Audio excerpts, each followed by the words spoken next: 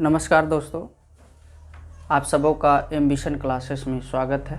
मैं रंजीत कुमार आप सबों के बीच हिस्ट्री का क्लास लेकर आया हूँ, जिसमें मैं देखता हूँ कि हर छात्राओं का ये बुक जो है स्पेशल तैयारी के लिए माना जाता है। और बहुत सारे छात्र जो है वो समझ नहीं पाते हैं कि किस प्रकार से पढ़ा जाए। जिन्हें पढ़ने का आइडिया तरीका मालूम है वो तो पढ़ लेते हैं, लेकिन जो बच्चे शुरुआती ढंग से शुरू कर रहे हैं उन्हें समझ में नहीं आता है कि कहाँ से तैयारी कराया जाए। तो मैं वैसे बच्चों को कहना चाहूँगा कि आप बिल्कुल इत्मीनान रहें, धैर्य रखें। मैं आपके बीच जो है इस लुसेंट को, सामान्य ज्ञान को एक एक टॉपिक पढ़ाऊँगा और बारीकी से आपको समझाने का प्रयास करूँगा। और इस बुक में जितने भी दिए हुए हैं उनसे मैं चाहूँगा कि ज़्यादा से ज़्यादा जो है आप सबों के बीच बताया जाए, जिससे आने वाले एग्ज़ाम में किसी भी प्रकार का एक भी सवाल जो है आपसे छूटे नहीं। तो मैं आप सबों के बीच इतिहास का क्लास लेने जा रहा हूँ।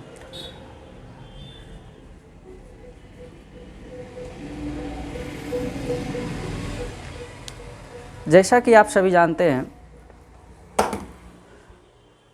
कि इतिहास है क्या। हम सभी शुरुआती से पढ़ते आ रहे हैं इतिहास के बारे में। जब हम 9-10 में जाते हैं या 11-12 में जाते हैं, तो जब भी हम आर्ट्स के विषय में पढ़ते हैं तो इतिहास हमारी प्राथमिकता सबसे पहली होती है। तो इतिहास है क्या कि या तो फिर हमारे इस भारत देश में या अदर कंट्रीज़ में देखते हैं कि जितनी भी प्रकार की घटनाएं होती हैं, सबसे पहले जान लें कि घटनाएं, ये घटनाएं ही क्या है, इतिहास है। वर्तमान में अभी जो भी चल रही है तो वर्तमान को हम इतिहास नहीं कह सकते हैं। और जब वो चीज़ें बीत जाती है और वैसी चीज़ें, बातें जिससे किसी चीज़ का परिवर्तन आ सके, बदलाव ला सके, कोई ऐसी घटनाएं जहाँ की दिशा और दशा में परिवर्तन कर सके, वैसे चीज़ों को हम इतिहास कहेंगे। देखते हैं कि घटनाएं तो रोज़ घटित हो रही है, हर दिन चलता जा रहा है, बीतता जा रहा है, लेकिन उसे हम इतिहास के पन्नों में दर्ज नहीं कर सकते। इतिहास के पन्नों में वही दर्ज हो सकता है कि जो घटनाएं किसी चीज़ से संबंधित हो, या किसी चीज़ में परिवर्तन ला दे, या किसी आने वाले पीढ़ियों के लिए एक सबक की जैसी हो। तो वैसे इतिहास को हम लोग सजाने का काम करते हैं, वैसे इतिहास को बनाने का काम करते हैं। तो इतिहास को लिखने का श्रेय इतिहास का पिता जानते हैं कि हेरोडोटस को कहा जाता है।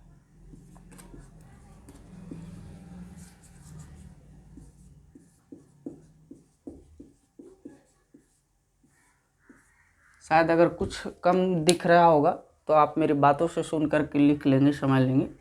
इतिहास का पिता जो है हेरोडोटस को कहा जाता है। इन्होंने इतिहास को व्यवस्थित ढंग से लिखने का, सजाने का प्रयास किया। हम देखते हैं क्या कि भारतीय इतिहास या वर्ल्ड इतिहास, इतिहास को हम दो तरीके से पाते हैं। इतिहास को हम दो तरीके से पाते हैं। एक हमारा क्या है कि भारतीय इतिहास,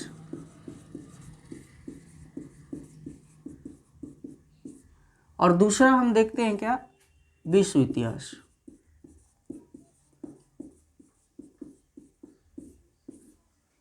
और दोनों जो इतिहास हैं वो दोनों घटनाएं से रिलेटिव है। हमारे यहाँ भी घटनाएं घटती है, विश्व में भी बहुत सारे घटनाएं घटी है। तो घटनाएं जहाँ घटती है, इतिहास को अगर हम देखते हैं तो इतिहास और भूगोल दोनों साथ साथ चलता है, क्योंकि दोनों जो है एक दूसरे के पूरक है। घटनाएं किसी स्थान पर घट रहा है तो वो स्थान जो हम लोग जानते हैं वो स्थान भूगोल के अंतर्गत आ जाती है, और जिस काल में घट रहा है, जिस समय में घट रहा है, वो इतिहास के अंतर्गत आता है। तो ये एक दूसरे का क्या है, पूरक है। तो इतिहास को हम लोग दो तरीकों से देखते हैं, एक भारतीय इतिहास, एक विश्व इतिहास। तो भारतीय विश्व इतिहास की बात किया जाए तो विश्व इतिहास का इसका अपना हिस्ट्री रही होगी, इसके अलग कालखंड रहे होंगे, इस तरह इस इतिहास में अलग अलग लोग आए होंगे। तो हमें विशेषकर किसके बारे में पढ़ना है, तो भारतीय इतिहास के बारे में पढ़ना है।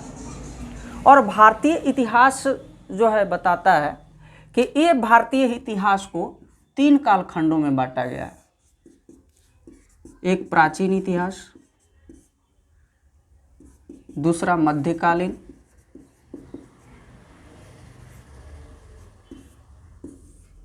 और तीसरा आधुनिक। हमारा जो इंडियन हिस्ट्री है उसे 3 कालखंडों में बांटा गया है, जिसे बांटने का श्रेय जो है क्रिस्टोफ सेलियरस को जाता है। क्रिस्टोफ सेलियरस ये जो हैं ये जर्मन इतिहासकार रहते हैं, जर्मन इतिहासकार रहते हैं। और इन्होंने क्या किए कि ये इतिहास को, हमारे भारतीय इतिहास को 3 कालखंडों में बांटे। एक प्राचीन एशियंट हिस्ट्री, एक मिडिएबल हिस्ट्री, एक हमारा जो है मॉडर्न हिस्ट्री। ये 3 इतिहास कालखंडों में बांटा है। और इस 3 इतिहास कालखंडों का अपना अपना क्या है, एक अलग अलग जो है समय है, एक अलग अलग काल है। इन कालों को अगर हम देखते हैं, इन समय को अगर हम देखते हैं, तो इन समय में हम प्राचीन भारत का अगर हम इतिहास देखते हैं तो प्राचीन भारत का इतिहास जो है वो एक अननोन डेट से, यानी जिसको हम जो है नहीं जान पाए हैं, जिसको बहुत सारे इतिहासकार जो है इनका कोई लिखित विवरण नहीं मिला है, यानी एक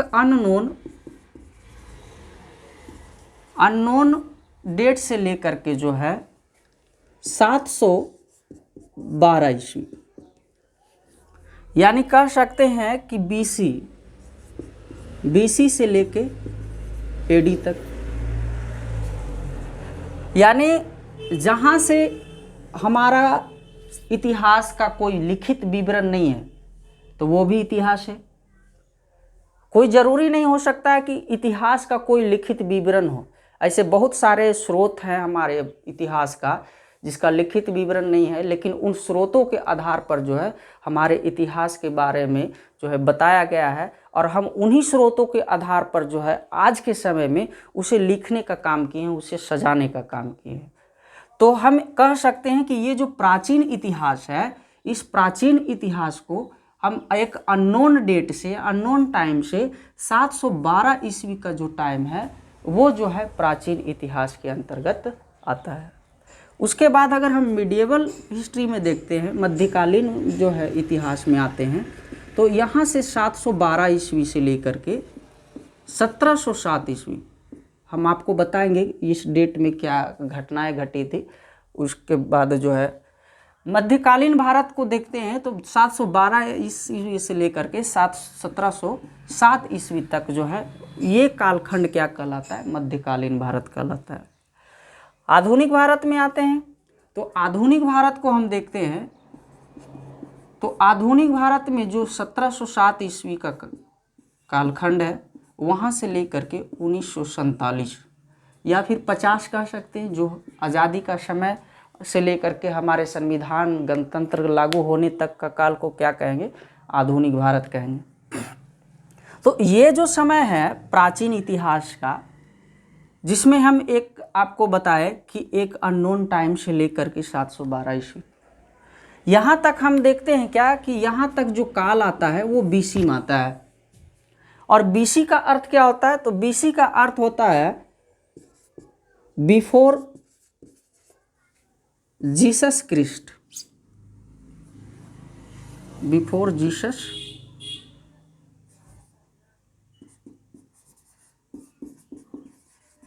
बिफोर जीसस क्रिस्ट, यानी आप जानते हैं जीसस क्रिस्ट यानी किन्हें कहा गया है, ईसा मसीह को, ईसा मसीह। तो ईसा मसीह जो थे ईसा मसीह के जन्म का पहले का जो यानी हिस्ट्री है, इतिहास है, उसे हम बीसी के रूप में जानते हैं। और इसका अर्थ क्या होता है? ईसा पूर्व। ईसा पूर्व, इसे क्या कहते हैं? ईसा पूर्व। और अंग्रेजी में शॉर्ट में हम क्या लिखते हैं? बीसी लिखते हैं। उसके बाद हम देखते हैं एडी। एडी का अर्थ क्या होता है? एन्ना डोमनी होता है। एन्ना डोमनी यानी इसको हम क्या कहते हैं? ईस्वी कहते हैं। ईस्वी कहते हैं। यानी ईस्वी कहने का मतलब क्या है कि ईसा मसीह के जन्म के बाद, ईसा मसीह का जन्म के बाद क्या कहलाया? ईस्वी कहलाया। यानी कहने का मतलब कोई एक निश्चित समय था ईसा मसीह का जन्म का, और यहाँ से जब इधर की ओर बढ़े, जैसे 1 2 3 4 इस प्रकार से आज जो है 2020 चल रहा है, 22 चल रहा है। और इसके पहले हम देखते हैं तो इसके पहले क्या था कि ये इधर भी 1 2 3 4 यानी इस तरह से वर्ष चल रहा होगा, पहला साल, दूसरा साल, तीसरा साल, तो ये बैक में जा रहा था। तो उधर जो ईस्वी चल रहे थे, वो समय चल रहा था, उसे हम बीसी के तौर पे जानते हैं, यानी ईसा मसीह का पूर्व। यानी यहाँ हम मान लेते हैं क्या? ईसा मसीह का जन्म मान लेते हैं, ईसा का जन्म। और ईसा का जन्म का पहले का जो काल है, समय है, वो बीसी के रूप में जाना जाता है। और ईसा मसीह के बाद का जो काल है, उसे हम ईस्वी के तौर पे जानते हैं। तो एक अननोन टाइम से 712 एडी यानी ईस्वी तक का जो काल है, वो प्राचीन भारत का है। और इस समय जो शासन करने वाले भारतीय थे, यानी जो भारतीय राजा थे, वो हिंदू थे। इस समय जो भारतीय शासक थे, वो कौन थे? हिंदू थे। और उनके शासन करने का जो दिशा और उनकी स्थिति थी, उनके साम्राज्य का चलाना, उनके आर्थिक, सामाजिक, राजनीतिक जो परिवेश रहा होगा, उन परिवेशों के बारे में हम जो है प्राचीन भारत के अंतर्गत जो है हम देखते हैं। और यहाँ जो शासन करने वाले जो शासक थे, वो हिंदू थे। उसके बाद हम देखते हैं मध्यकालीन भारत में हम आते हैं। तो मध्यकालीन भारत में ये जो 712 ईस्वी का काल है, ये 712 ईस्वी के काल में जो है भारत पर जो है प्रथम मुस्लिम आक्रमण, प्रथम मुस्लिम आक्रमण हुआ था, जिसका नाम था मोहम्मद बिन कासिम।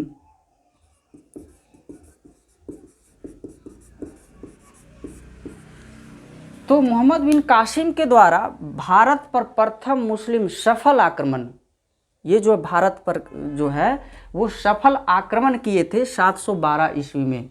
और यहाँ से जो शुरू होती है, वो भारत में हिंदू का शासन समाप्त हो जाता है, और यहाँ के बाद जो शासक आते हैं वो मुस्लिम शासक हो जाते हैं।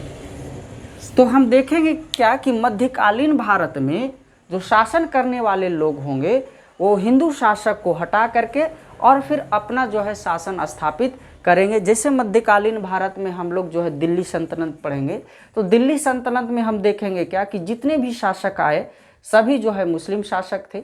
और उसके बाद देखेंगे हम एक और मुस्लिम साम्राज्य के बारे में, जिसे मुग़ल एम्पायर कहते हैं, मुग़ल शासक कहते हैं।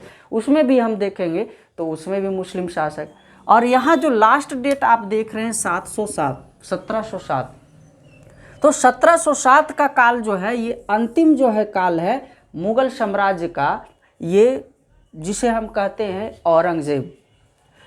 इस डेट में यानी 1707 का डेट में औरंगज़ेब की क्या होती है? मृत्यु होती है। यानी मुग़ल बादशाह का अंतिम कह सकते हैं कि बहादुर शासक के तौर पे औरंगज़ेब को जाना जाता है। इसके बाद का जो शासक हुए, वो उतने जो है अपने साम्राज्य को डेवलप नहीं कर पाए, उतने अच्छे प्रतापी शासक नहीं हुए, क्योंकि इस समय काल का जो आते हैं तो यहाँ से यूरोपियों का आगमन हो जाता है। और यूरोपियों का जब आगमन होता है तो ये धीरे धीरे अपना जो है व्यापारिक कोठी स्थापित कर करके भारतीय राजाओं के साथ जो है अपना दोनों का मध्य में जो है बहुत सारे एक दूसरे में मेल जोल हो जाती है, व्यापार करने का आज्ञा पत्र मिल जाता है। इसके साथ ही जो है धीरे धीरे अंग्रेज जो है भारतीय शासक पर, जो मुस्लिम शासक होते हैं उस पर हावी हो जाते हैं और औरंगजेब की मृत्यु के बाद ये बिल्कुल जो है यूरोपीय भारतीय शासन को धीरे धीरे में अपने कब्जे में ले लेता है। तो यहाँ के बाद हम देखते हैं क्या आधुनिक भारत की जब शुरुआत होती है, तो आधुनिक भारत जब 1707 ईस्वी में अभी बताया आप लोगों को कि औरंगजेब की मृत्यु के बाद जो है यूरोपीय शासक आते हैं और वो जो है भारत पर धीरे धीरे अपना साम्राज्य स्थापित कर लेता है। और 1947 ईस्वी के काल तक, यानी ये काल क्या कहलाता है, हमारी आज़ादी का काल है, जब भारत आज़ाद होती है। तो यहाँ तक हम देखते हैं कि यहाँ तक का जो शासक होता है वो यूरोपियों के हाथों में होता है, यानी कह सकते हैं कि अंग्रेज के हाथों में। यहाँ आधुनिक भारत में जो शासक आते हैं वो अंग्रेजी शासन यहाँ आ जाती है। तो इस प्रकार से हम भारतीय इतिहास में देखते हैं क्या कि अलग अलग कालखंडों में इस देश पर जो है अलग अलग लोगों के द्वारा, अलग अलग धर्म के लोगों के द्वारा, अलग अलग समुदाय के लोगों के द्वारा भारत पर जो है शासन किया गया और अपने तरीके से यहाँ शासन चलाया गया। अब बात आता है कि इनका जो शासन काल रहा तो भारत में किस प्रकार की परिस्थिति को देखने को मिला था। भारत जो है किस प्रकार से आर्थिक स्थिति, जब हिंदू शासन कर रहे थे तो इसका आर्थिक राजनीतिक स्थिति क्या थी, सामाजिक स्थिति क्या थी। जब मुस्लिम शासक आए तो भारत में किस प्रकार से परिवर्तन लाए, और जब यूरोपीय शक्तियों का आगमन हुआ तो फिर भारत में क्या क्या परिवर्तन देखने को मिला। तो इस प्रकार से हम भारतीय इतिहास को 3 कालखंडों में बांटकर पढ़ने का प्रयास करेंगे। तो हमें उम्मीद है कि यहाँ तक जो है आप लोगों ने समझ गया होगा, और जिस तरह से मैं यानी बताया हूँ शायद आप लोग जो है इसका स्क्रीनशॉट भी नहीं ले सकते, अगर लेना चाहते हो तो ले सकते हैं, जिससे कुछ समझ में आ जाए।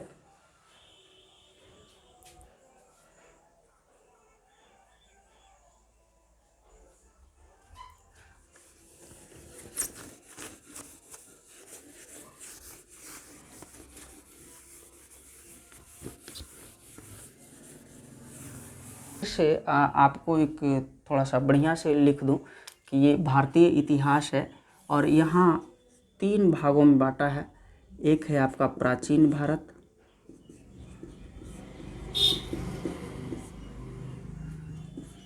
दूसरा है मध्यकालीन भारत,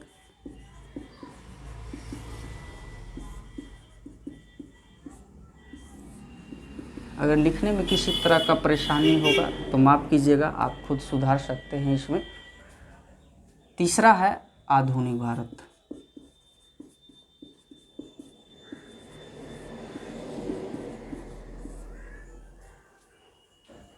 यहाँ शायद आपको छोटा दिखाई पड़ रहा होगा, इसलिए हम विस्तार से लिख देते हैं।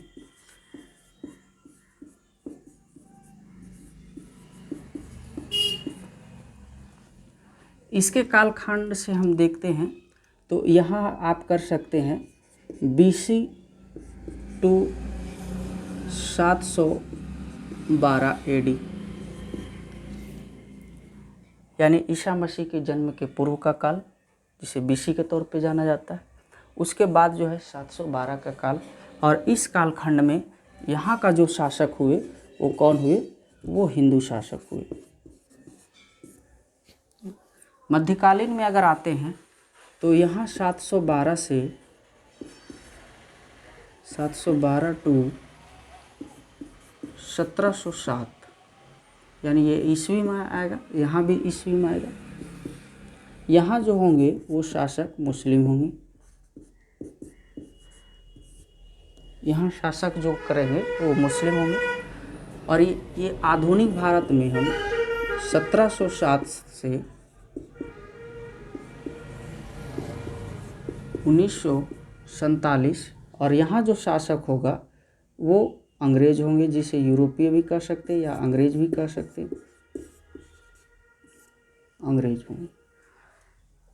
तो इस प्रकार से हमारा भारतीय इतिहास के 3 कालखंडों के बारे में पढ़ा जा सकता है। तो आप लोग जो है इसका स्क्रीनशॉट ले सकते हैं।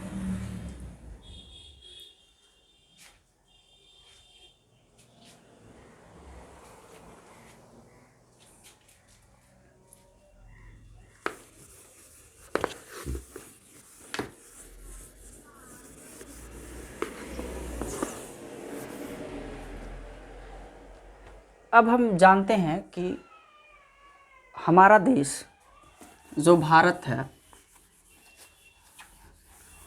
उसके नामकरण के बारे में।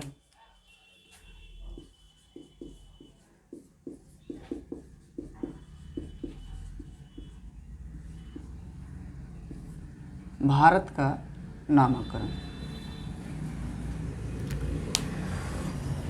तो हमारे भारत का जो नामकरण हुआ है, आप जानते हैं कि हमारे भारत को 5 नामों के नाम से जाना जाता है। पहले तो भारत, ये हमारा जो है कॉन्स्टिट्यूशनल कह सकते हैं, संवैधानिक नाम है भारत, अंग्रेजी में इंडिया। उसके बाद जो है आर्यभट्ट, जम्बूद्वीप, हिंदुस्तान, ये सारे नाम हमें देखने को मिलता है। तो भारत का नाम जो है पहले क्या था?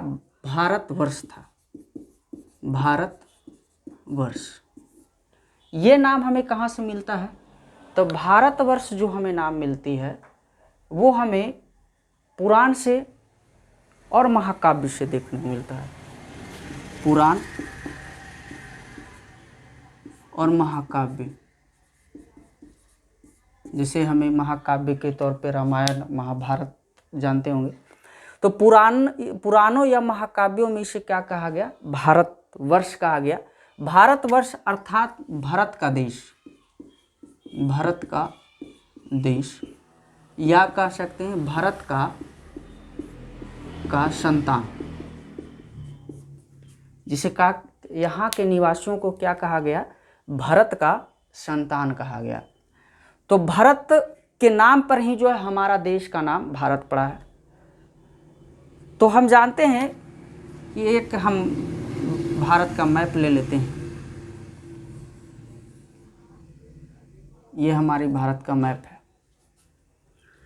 ये क्षेत्र में आप जानते हैं कि यहाँ जो है हरियाणा का क्षेत्र है, और हरियाणा के क्षेत्र में एक कुरुक्षेत्र नाम का जो है स्थान है, पड़ता है। और इस कुरुक्षेत्र का नाम पहले कुरु था, और कुरुक्षेत्र में एक राजा शासन करते थे जिसका नाम था दुष्यंत। एक राजा था जिसका नाम था दुष्यंत, और इस दुष्यंत की पत्नी का नाम थी शकुंतला। और इस शकुंतला ने एक बच्चे का जन्म दिया जिसका नाम था क्या? भरत।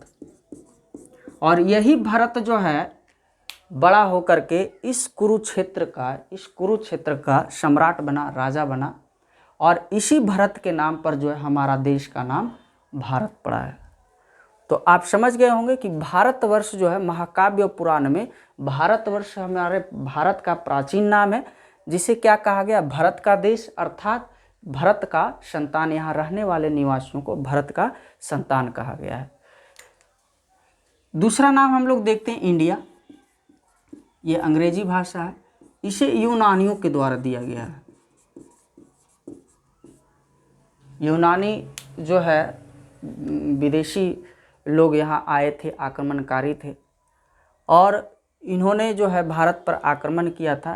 तो इस क्षेत्र में वो लोग जो है, आप जानते हैं कि यहाँ से जो है एक नदी निकलती है, सिंधु नदी, और इस प्रकार से होकर के ये पाकिस्तान से होकर के आकर के यहाँ जो है अरब सागर में आकर के गिरती है। तो इस नदी पर जब वो आए तो आकर के देखा इस नदी पर से, इस नदी को उन्होंने क्या कहा? इंडस कहा था। ये जो सिंधु नदी है, इस सिंधु नदी का उसने नाम क्या दिया? इंडस नाम दिया था, इंडस नाम दिया। और यही इंडस से प्रचलित होकर के हमारा देश का नाम क्या पड़ा? इंडिया पड़ा। तो कहा जाएगा कि इंडिया जो है नामकरण जो हुआ भारत का, वो किसके द्वारा दिया गया? तो यूनानियों के द्वारा दिया गया, ग्रीक के द्वारा दिया गया। आगे हम देखते हैं हिंदुस्तान।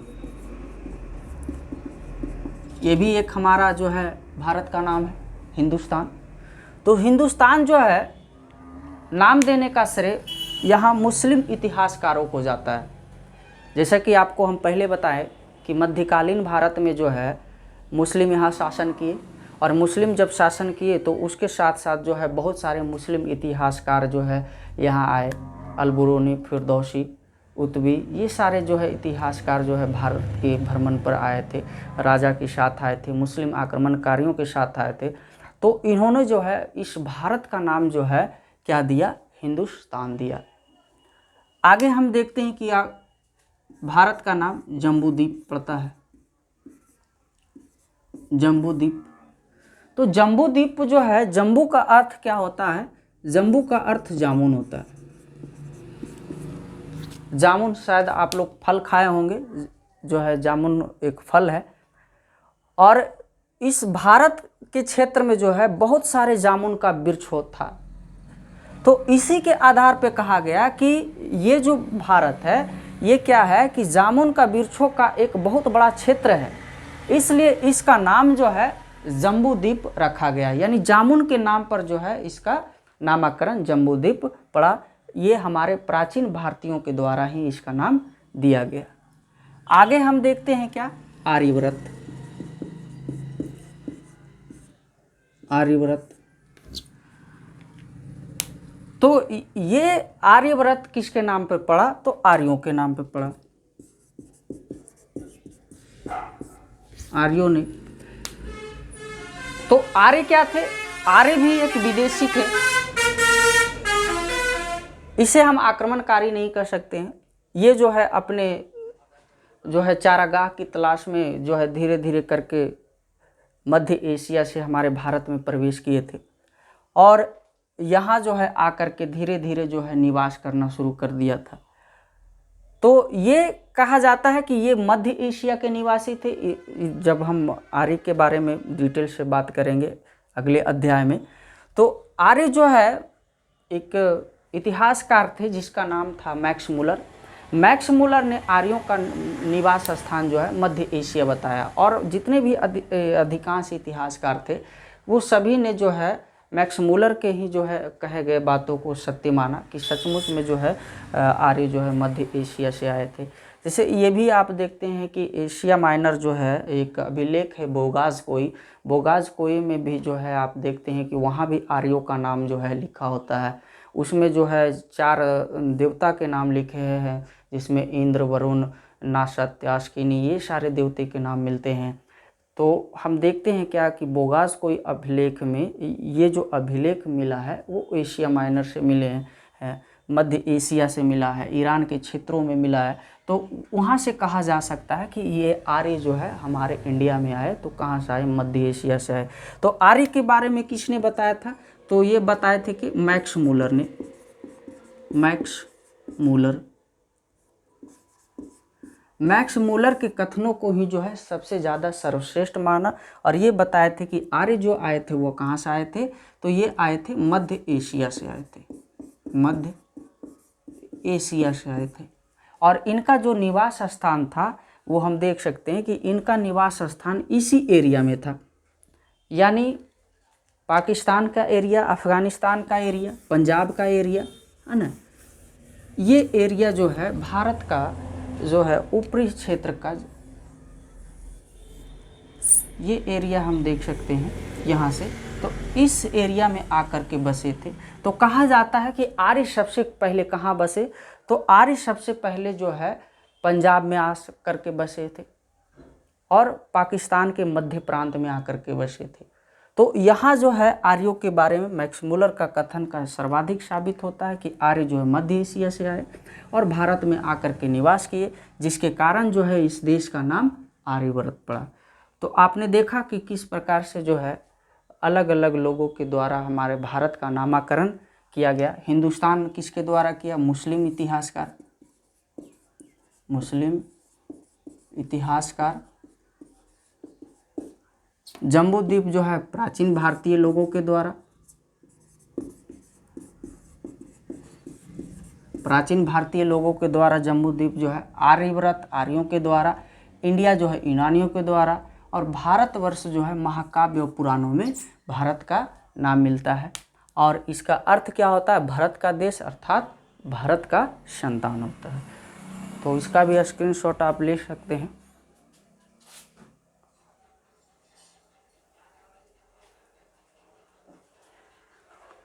चलिए, तो अब हम आगे चलेंगे। आशा करते हैं कि आप लोग जो है अच्छी तरीके से समझ रहे होंगे।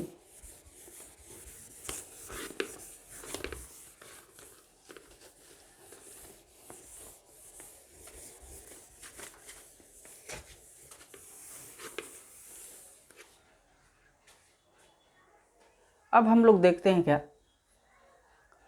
कि आपको शुरू में हम बताए थे कि इतिहास को दो भागों में देखा गया है। एक हमारा भारतीय इतिहास और एक हमारा जो है विश्व इतिहास। तो भारतीय इतिहास जो है हम लोग पढ़ रहे हैं, जान रहे हैं। तो भारतीय इतिहास जानकारी के क्या क्या स्रोत हो सकते हैं, यानी कैसे हम जानेंगे कि ये जो है घटना हमारे देश में हुई है, ये घटना किस कालखंड का है, ये जब घटना हुई तो हमारे देश में कौन शासन कर रहे थे, इन सारे बातों को हम लोग जानेंगे। तो भारतीय इतिहास का जो यानी जानकारी का स्रोत है, उन स्रोतों के बारे में हम लोग जानेंगे कि इनके क्या क्या क्या स्रोत हो सकते हैं। तो भारतीय इतिहास के दो स्रोत हैं, जिसमें एक स्रोत हमारा आता है पुरातात्विक स्रोत,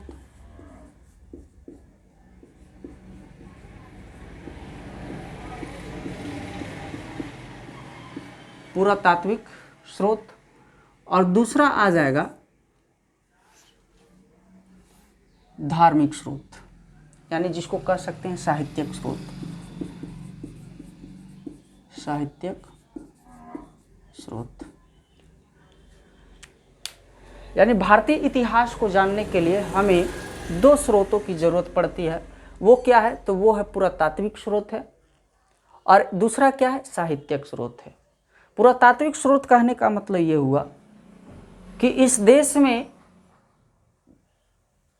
जितने भी शासक हुए थे, उन शासकों की राजनीतिक, आर्थिक और सामाजिक जो परिवेश था रहने का, उनके शासन करने का, तो उन परिवेश में, उन कालखंडों में क्या क्या घटनाएं हुई और किस प्रकार से उन्होंने जो है, उनका वास्तुकला क्या था, उनकी धार्मिक नीति कैसी थी,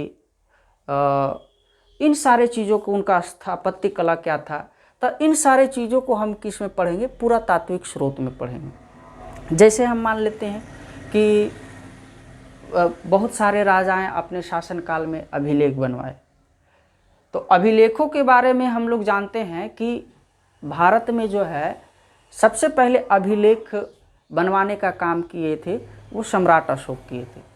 सम्राट अशोक ने अपने शासनकाल में बहुत सारे अभिलेखों का निर्माण करवाया और अपने शासन का स्थिति परिस्थिति को उन्होंने अभिलेखों में दर्ज करवाया था। तो इस प्रकार से हम जो है कह सकते हैं कि भारतीय इतिहास में अशोक के द्वारा जो है शिलालेख हो या अभिलेख हो किया गया कार्य जो है भारतीय इतिहास को समझने में एक महत्वपूर्ण योगदान देता है। आप जानते हैं कि भारतीय अशोक के द्वारा इन शिलालेखों को जब लिखा गया था तो उनकी भाषा और लिपि जो थी वो अलग अलग थी। लिपि जो है, कहीं आप देखते हैं कि आप ब्राह्मी लिपि, खरोष्टी लिपि, अरमाइक लिपि होती है, और उनकी भाषा जो है पाली भाषा में लिखी गई। तो इन सारे जो है अलग अलग स्रोतों के आधार पर हम देख सकते हैं कि पुरातात्विक स्रोत के आधार पर जो है भारतीय इतिहास को पढ़ा और समझा जा सकता है। दूसरा हम देखते हैं अभिलेख। पहला हमने पढ़ा क्या? अभिलेख। अगर कुछ ऐसे छात्र होंगे जो अभिलेख मतलब नहीं समझ रहे होंगे, अभिलेख, अभिलेख था क्या? तो पहले के समय में जो है यानी लिखने के लिए उतना व्यवस्था नहीं था। आज के क्षेत्र में तो आपके पास कागज़ है, कलम है, जिससे आप लिख सकते हैं। बहुत सारी टेक्निक हमारे पास आ गया है लिखने का, लेकिन उस समय वो परिस्थिति नहीं होती होगी, जिसके कारण जो है उस समय के राजा क्या किए थे कि पत्थरों को काट करके, यानी पत्थर का एक जो है काट करके एक पतला जैसा इस प्रकार से काट करके निकाल लेते थे और यहाँ पर जो है वो खुदवाते थे और अपना जो है शासन का विवरण अपने जो है अभिलेखों में दर्ज करवा देते थे, ताकि आने वाले जो भी लोग हैं या आने वाले जो भी शासक है इस शिलालेख, इस अभिलेख के तहत जो है भारतीय इतिहास के बारे में जान सके, हमारे किए गए कार्यों के बारे में जान सके, ठीक ना। तो इस प्रकार से अभिलेखों को के स्रोत के आधार पर जो है हम लोग इतिहास को जानकारी पाते हैं। आगे हम देखते हैं कि स्मारक एवं भवन। स्मारक एवं भवन। स्मारक और भवन आप समझ सकते हैं कि स्मारक किसे कहा जाता है, भवन किसे कहा जाता है। भवन जो हो गया जिसमें रहने राजा महाराजा रहते थे, स्मारक ये हो गए कि जिसमें बहुत बड़े बड़े जो है महलों का निर्माण किया जाता था, है ना, उनमें बहुत बड़े बड़े कार्य होते थे। तो इस प्रकार से जैसे आज के दौर में हम कह सकते हैं कि ताजमहल क्या एक स्मारक है, लाल किला स्मारक है, कुतुब मीनार स्मारक है ना। आज ये क्या हो गया, पर्यटक स्थल के तौर पे जो है इन्हें गिना जाता है। तो इस प्रकार से हम उन्हें भी देख करके ये पता कर सकते हैं, जान सकते हैं कि ये जो स्मारक जो है किनका बनाया हुआ है, कब का बनाया हुआ है ना। तो इस प्रकार से हम कह सकते हैं कि पुरातात्विक स्रोत के आधार पर हम स्मारक और भवन से भी हम जो है भारतीय इतिहास के बारे में जान सकते हैं। उसके बाद सिक्के।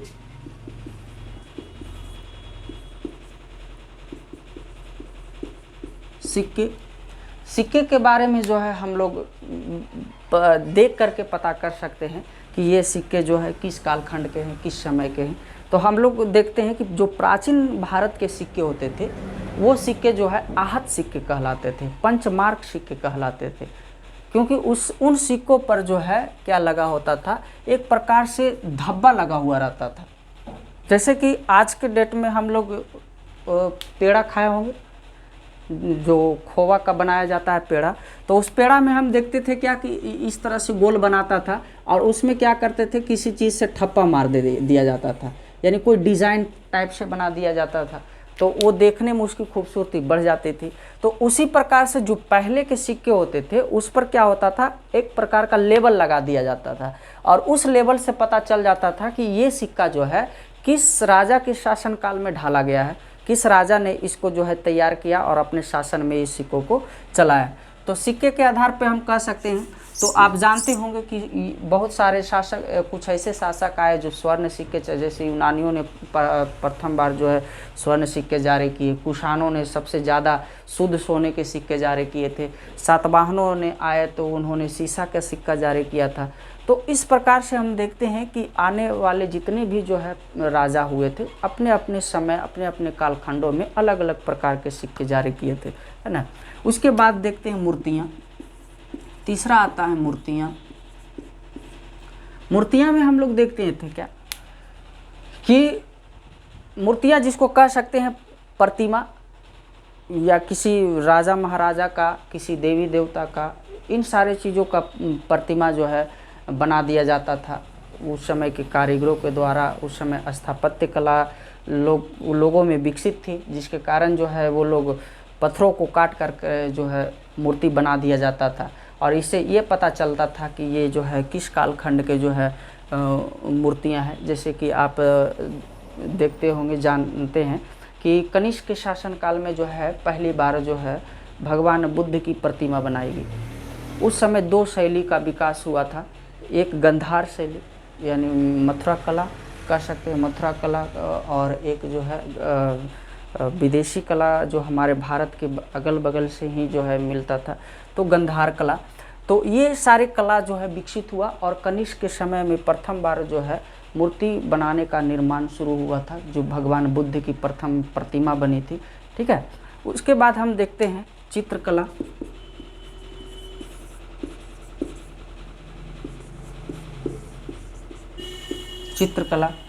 चित्रकला तो आप समझ सकते हैं कि चित्र के बारे में जो है किसी भी चीज़ों का दीवार पर जो है उसके बारे में चित्र बना देना, उसको देख करके कि ये राजा इस टाइप से होते थे, ये कपड़ा इस प्रकार से पहनते थे, है ना, और उनके दरबार का जो मंत्री वगैरह होते थे इस प्रकार से बैठते थे।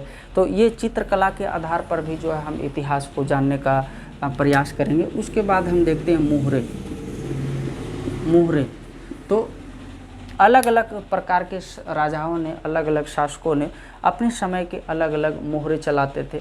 जिससे किसी उत्सव में या किसी प्रकार के आयोजन होता था या कोई बड़ी खुशी होती थी, तो वैसी परिस्थिति में ये मोहरे जो है दान के रूप में दिया जाता था, गरीबों में बांटा जाता था। तो इस प्रकार से हम कह सकते हैं कि स्थापत्य कला के इतने स्रोत हैं जिसके आधार पर भारतीय इतिहास को जाना जा सकता है, पढ़ा जा सकता है। उसके बाद आगे हम देखते हैं क्या, साहित्यक स्रोत। साहित्यक स्रोत में साहित्यक कहने का मतलब है कि लिखने वाला, यानी जिसका कोई लिखित विवरण हो, उसे हम क्या कहेंगे, साहित्य कहेंगे। तो लिखित विवरण के आधार पर हम देखते हैं तो साहित्यक स्रोत में हम दो प्रकार के स्रोत देखेंगे। साहित्यक स्रोत में हम दो प्रकार के स्रोत देखेंगे। क्या क्या स्रोत देखेंगे, तो इस स्रोत में हम देखेंगे भारतीय साहित्य, भारतीय साहित्य, और दूसरा हम स्रोत देखेंगे विदेशी साहित्य,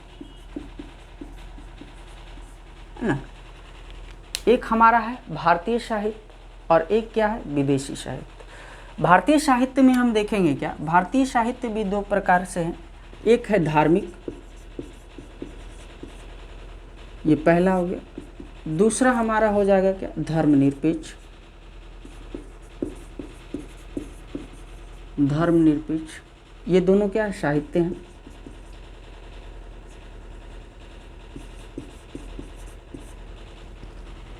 ये भी हमारा साहित्य, धर्मनिरपेक्ष साहित्य। तो हम देखते हैं क्या कि भारतीय साहित्य में दो प्रकार से हैं, एक धार्मिक साहित्य, एक धर्मनिरपेक्ष। धार्मिक साहित्य में हम लोग देखेंगे क्या कि धार्मिक साहित्य में यानी जो धर्म से रिलेटिव हो, जो इतिहास धर्म से रिलेटिव बातें बताते हो, धर्म के अनुसार जो कालखंड बीते हैं उसके बारे में बताते हो, तो वैसे स्रोत को हम क्या कहेंगे, धार्मिक स्रोत कहेंगे। धार्मिक स्रोत के अंतर्गत हम लोग देखेंगे क्या कि जैसे कि हम लोग देखते हैं कि सबसे प्राचीन धार्मिक स्रोत के बारे में कहा जाए तो वो वेद हैं। सबसे प्राचीन धार्मिक ग्रंथ क्या है, वेद हैं। और आप लोगों को पता होगा कि वेद का जो संकलन करता है, संकलन करता वो क्या है, तो महर्षि द्वैपायन वेद व्यास हैं। महर्षि द्वैपायन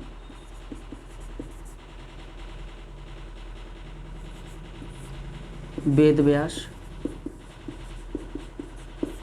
ये इसके संकलन करता है। अब आपके मन में सवाल हो रहा होगा कि ये संकलन करता क्यों है, यानी ये जो है किसी चीज़ का जब वो लिखते हैं तो क्या कहलाते हैं, रचनाकार कहलाते हैं। लेकिन यहाँ संकलन करता है, यानी संकलन करता कहने का मतलब ये है कि वेद जो है बहुत सारे लोगों ने लिखा। यानी कहने का मतलब है कि मान लेते हैं कोई इतना सारा लिखा होगा, कोई 10 पेज लिखा, कोई आया 20 पेज लिख दिया, कोई आया 50 पेज लिख लिया। तो इस प्रकार से ये वेद तो था लेकिन क्या था, अलग अलग था। तो इसको सजाने का श्रेय जो जाता है वो वेद व्यास को जाता है। और इन सारे को सजा करके क्या किए, एक साथ किए, और यही एक साथ क्या कहलाए, वेद कहलाए। इसीलिए कहा जाता है, सवाल पूछा जाता है कि वेद की संकलन करता कौन है, तो महर्षि द्वैपायन वेद व्यास हैं। यहाँ तक आप लोगों को समझ में आ गई होगी। तो ये हम बता रहे थे धार्मिक स्रोत में पहला वेद है। उसके बाद देखते हैं क्या कि ब्राह्मण ग्रंथ है, ब्राह्मण ग्रंथ है। उसके बाद क्या है, तो उपनिषद है। उसके बाद देखते हैं आरण्यक है।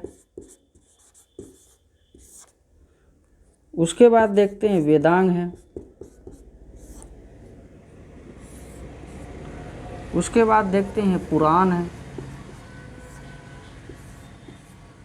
उसके बाद देखते हैं महाकाव्य है। और फिर लास्ट में हम देखते हैं क्या, स्मृति है। ये सारे जो धर्म ग्रंथ हैं इन धर्म ग्रंथों के आधार पर जो है प्राचीन भारतीय इतिहास के बारे में जानकारियाँ प्राप्त होती है।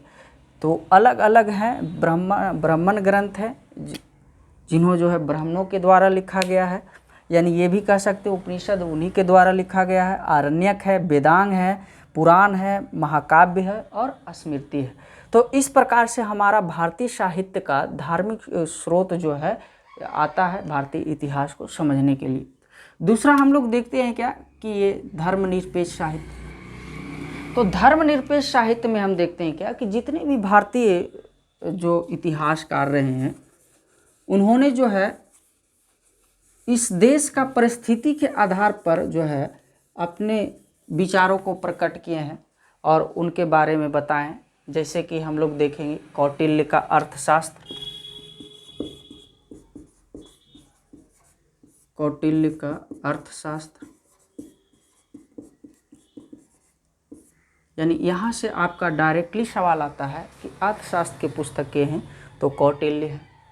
इन्होंने जो है भारतीय समाज की दिशा स्थिति के बारे में लिखा है। उसके बाद हम लोग देखते हैं कल्हण के द्वारा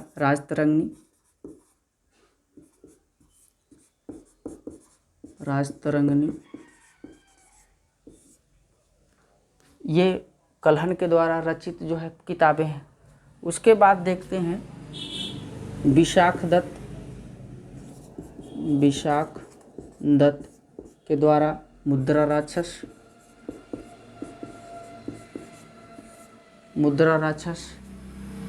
उसके बाद देखते हैं कालिदास के द्वारा लिखा गया अभिज्ञान शकुंतलम।